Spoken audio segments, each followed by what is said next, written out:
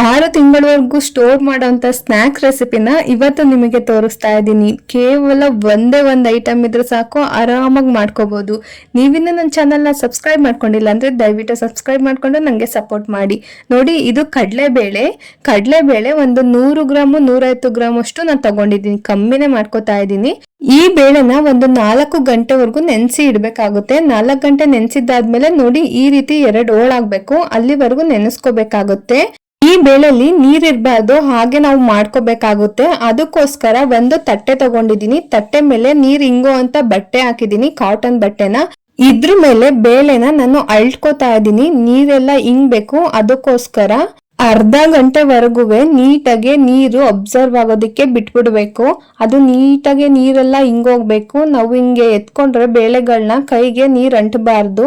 ಆ ರೀತಿ ನಾವು ನೀರನ್ನ ಡ್ರೈ ಮಾಡ್ಕೋಬೇಕಾಗುತ್ತೆ. ಇದು ದಿಟ್ಟು ಆಲೂಗಡ್ಡೆ ಚಿಪ್ಸ್ ಮಾಡ್ತೀವಲ್ಲ, ಆ ರೀತಿ ಒಂದ್ ಸ್ವಲ್ಪನೂ ಸಹ ನೀರಿರ್ಬಾರ್ದು. ನೀರಿದ್ರೆ ನಾವು ಎಣ್ಣೆಗೆ ಹಾಕ್ದಾಗ ಸಿಡಿದ್ ಬಿಡುತ್ತೆ. ಇವಾಗ ನೋಡಿ, ಅರ್ಧ ಗಂಟೆ ಆಗಿದೆ. ನೀರು ಕೈಯಲ್ಲಿ ನೋಡಿ ಈ ತರ ಅಂಟಬಾರ್ದು. ಆ ರೀತಿ ನಾವು ಚೆನ್ನಾಗಿ ನೀರು ಹೀರ್ಕೊಬಿಟ್ರೆ ಸಾಕು. ಇವಾಗ ನಾನು ಗ್ಯಾಸ್ ಮೇಲೆ ಬಾಣಲಿ ಇಟ್ಕೊಂಡಿದ್ದೀನಿ. ಎಣ್ಣೆನ ಸ್ವಲ್ಪ ಕಮ್ಮಿನೇ ಹಾಕೊಳ್ಳಿ. ನಾನು ಇಲ್ಲಿ 150 ml ಅಷ್ಟು ಆಯಿಲ್ ಹಾಕೊಂಡಿದ್ದೀನಿ. ಎಣ್ಣೆ ಕಾದಿದ್ಯಾ ಅಂತ ನೋಡೋದಿಕ್ಕೆ 1-2 ಕಾಳನ್ನ ಹಾಕ್ಬಿಟ್ಟು ನೋಡಿ, ಸೈಡಲ್ಲೆಲ್ಲ ಗುಳ್ಳೆ ಬರ್ಬೇಕು. ಇವಾಗ ಬರ್ತಾ ಇದೆಯಲ್ಲ, ಅವಾಗ ಬರ್ಬೇಕಾದ್ರೆ ಹಾಕೋಬೇಕಾಗುತ್ತೆ ಬೇಳೆಗಳನ್ನ. ನಾನು 2 ಇಡಿ ಆಗೋವಷ್ಟು ಹಾಕೋತಾ ಇದ್ದೀನಿ. ಬೇಳೆ ಚೆನ್ನಾಗಿ ಬೇಯಿಸ್ಕೋಬೇಕಾಗುತ್ತೆ. ಬೇಳೆಗಳನ್ನ ಯಾವ ರೀತಿ ಅಂದ್ರೆ 5 ನಿಮಿಷ ಆಗುತ್ತಷ್ಟೇ ಈ ಬೇಳೆ ಬೇಯೋದಿಕ್ಕೆ. ನೀವು ಗ್ಯಾಸ್ನ ಲೋ ಫ್ಲೇಮ್ ನಲ್ಲೇ ಇಟ್ಕೊಳ್ಳಿ, ಇಲ್ಲ ಅಂದ್ರೆ ಮೀಡಿಯಂ ಫ್ಲೇಮ್ ನಲ್ಲಿ ಇಟ್ಕೊಂಡ್ಬಿಟ್ಟು ನೀಟಾಗಿ ಚೆನ್ನಾಗಿ ಬೇಯಿಸ್ಕೋಬೇಕಾಗುತ್ತೆ. ಅದ್ರಲ್ಲಿರೋ ನೀರಿನ ಅಂಶ ಎಲ್ಲ ಆಚೆ ಬರ್ಬೇಕು. ನಿಮಗೆ ಅದು ಹೇಗ್ ಬೆಂದಿದೆ ಅಂತ ಗೊತ್ತಾಗ್ಬೇಕು ಅಂತಂದ್ರೆ, ನಾವು ಸ್ಟಾರ್ಟಿಂಗು ಹಸಿಬೇಳೆ ಹಾಕ್ದಾಗ ಎಣ್ಣೆನಲ್ಲಿ ಬೇಳೆ ಮುಳುಗುತ್ತೆ.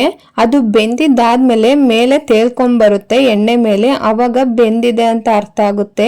ನಿಮ್ಗೆ ಏನಾದ್ರೂ ಸ್ವಲ್ಪ ತೆಕ್ಕೊಳ್ಳೋದಿಕ್ಕೆ ಕಷ್ಟ ಅನ್ಸಿದ್ರೆ ಬೇಳೆನ ಎಣ್ಣೆಯಿಂದ, ನೀವು ಗ್ಯಾಸ್ನ ಆಫ್ ಮಾಡ್ಕೊಬಿಡಿ. ನೋಡಿ, ಇವಾಗ ಬರ್ತಾ ಇದೆ ನೋಡಿ, ಮೇಲೆಲ್ಲ ತೇಲ್ತಾ ಇದೆ.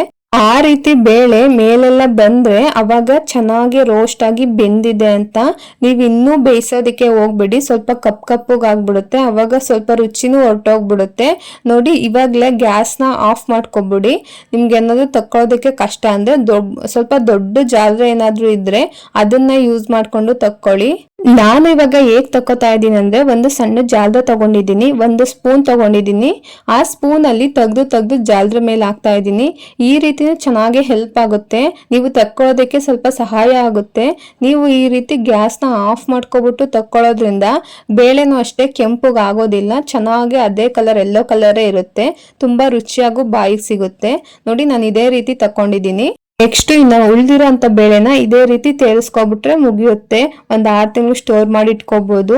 ಈಗ ಮಸಾಲೆ ರೆಡಿ ಮಾಡ್ಕೊಳ್ಳೋಣ. 1 tablespoon chaat masala, 1 tablespoon ಖಾರದ ಪುಡಿ, 1 ಟೇಬಲ್ ಸ್ಪೂನು ಉಪ್ಪು ಹಾಕೊಂಡಿದ್ದೀನಿ. ನಿಮಗೆ ಎಷ್ಟು ಮಸಾಲೆ ಬೇಕೋ ಅಷ್ಟು ಹಾಕೊಳ್ಳಿ, ಜಾಸ್ತಿ ಹಾಕೊಳ್ಳೋದಕ್ಕೆ ಹೋಗ್ಬಿಡಿ. ನೋಡಿ, ಇಲ್ಲಿ ತೇಲಿಸ್ಕೊಂಡಿರೋ ಬೇಳೆ ಇದೆಯಲ್ಲ, ಅದ್ರ ಮೇಲೆ ಹಾಕೊಂಡು ಚೆನ್ನಾಗಿ ಮಿಕ್ಸ್ ಮಾಡ್ಕೊಳ್ಳಿ. ಮಿಕ್ಸ್ ಮಾಡ್ಕೊಂಡಿದ್ದಾದ್ಮೇಲೆ ಬೇಳೆ ರೆಡಿನೇ ಆಗೋಗುತ್ತೆ. ಸಖತ್ತಾಗಿರುತ್ತೆ. ಇದೇ ಬೇಳೆನ ಬೆಳೆಸ್ಕೊಂಡು ಇನ್ನೊಂದ್ ರೀತಿ ಸ್ನಾಕ್ಸ್ ನ ಮಾಡ್ಕೋಬಹುದು. ಇದೇ ತರ ಚುರುಮುರಿಗೆ ಏನೇನ್ ಹಾಕ್ತಿವೋ ಆ ತರ ಎಲ್ಲ ಹಾಕೊಂಡ್ ತಿಂದ್ರೆ ಸಖತ್ತಾಗಿರುತ್ತೆ. ನನಗೆ ತುಂಬಾ ಇಷ್ಟ. ಈ ರೆಸಿಪಿನ ನೀವು ನಿಮ್ಮ ಮನೇಲಿ ಒಂದ್ಸಲ ಟ್ರೈ ಮಾಡಿ ನೋಡಿ, ತುಂಬಾ ರುಚಿಯಾಗಿ ಬರುತ್ತೆ. ಈ ವಿಡಿಯೋ ಇಷ್ಟ ಆದ್ರೆ ಲೈಕ್ ಮಾಡಿ, ಶೇರ್ ಮಾಡಿ, ನನ್ನ ಚಾನಲ್ನ ಸಬ್ಸ್ಕ್ರೈಬ್ ಮಾಡ್ಕೊಳ್ಳೋದಂತೂ ಮರಿಬೇಡಿ. Thank you.